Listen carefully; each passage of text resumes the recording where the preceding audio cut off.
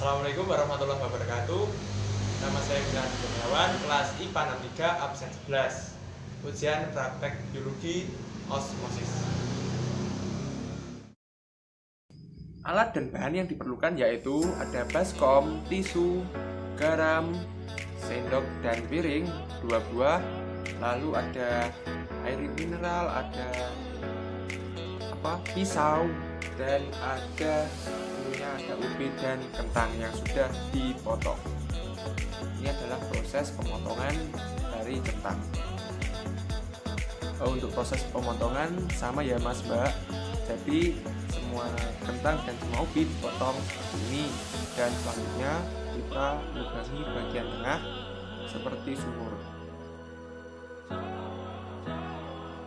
Lubangi bagian tengah sesuai arahan dari LKS kemarin. Untuk lubang tengah kurang lebih 3 cm. Untuk kedalamannya kita lakukan hal yang sama kepada kedua ubi dan kedua kentang seperti itu.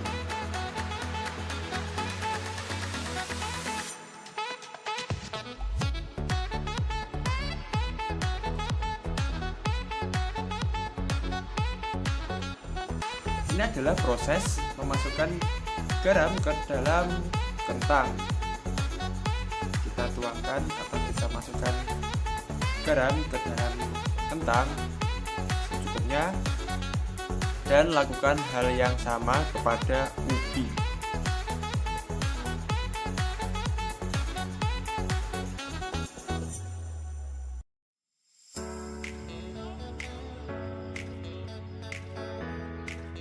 Lalu masukkan air ke dalam piring sebanyak 3/4 bagian.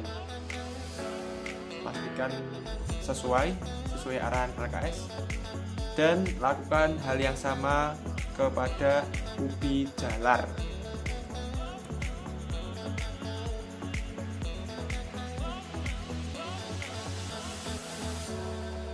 Ini hasil setelah semua diberi air dan salah satu dari ubi dan kentang diberi garam. Kita lihat bersama. Inilah pengamatan hasil dari penelitian setelah 1 jam. Untuk kentang yang diberi garam itu cenderung lebih lunak. Jadi bagian kentang cenderung lebih lunak. Untuk yang ketela atau ubi juga cenderung lebih lunak dibandingkan ketela atau kentang yang tidak diberi garam. Ini dia hasil dari pengamatan ujian praktek biologi.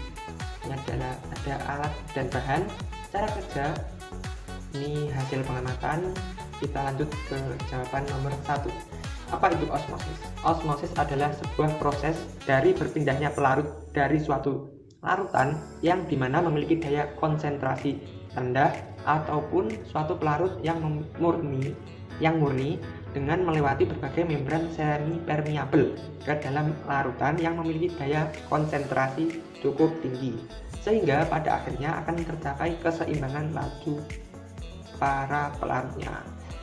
Nomor 2, bagaimanakah mekanisme terjadinya osmosis? Saat dua cairan konsentrasi yang berbeda dipisahkan pada sebuah membran semi permeabel, cairan mempunyai kecenderungan untuk bergerak dari konsentrasi yang lebih rendah ke konsentrasi yang lebih tinggi untuk keseimbangan potensial kimia. Nomor 3, apakah guna garam?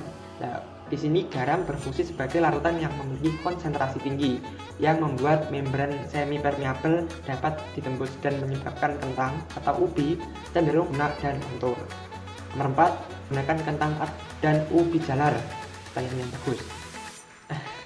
Karena kentang dan ubi jalar memiliki tekstur hampir sama, dan keduanya tergolong umbi-umbian.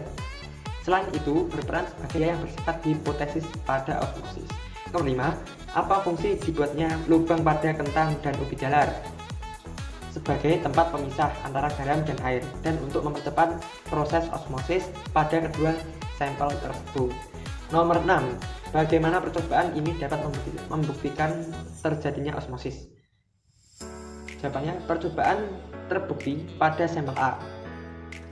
Sampel A itu ada kentang dan umbi jalar yang ditambahkan garam pada lubang kedua sampel tersebut, mengalami perubahan tekstur menjadi lebih lentur dan perubahan warna menjadi pucat dan menguning. Nomor 7. Jelaskan perbedaan difusi dan osmosis. Difusi bergantung pada keberadaan partikel lain, sementara itu osmosis bergantung pada jumlah partikel atau zat yang terlarut dalam pelarut. Nomor 8. Buatlah kesimpulan dari praktikum ini. Kesimpulannya, konsep pada kegiatan di atas atau osmosis ini adalah perpindahan air dari larutan hipotonis ke larutan hipertonis melalui membran semipermeabel. Osmosis pada ubi jalar di atas menunjukkan adanya perubahan suhu berupa penambahan. Ini membuktikan bahwa cairan pada ubi jalar mengalami perpindahan hipotosis ke larutan hipertonis. Sekian penjelasan singkat dari saya. Ini adalah laporan ujian praktek, bukan laporannya, adalah LKS. Terima kasih. Tidak ada salah kata, salah ucap. Saya pribadi Gilang Kurniawan minta maaf besar-besarnya. Wassalamualaikum warahmatullahi wabarakatuh.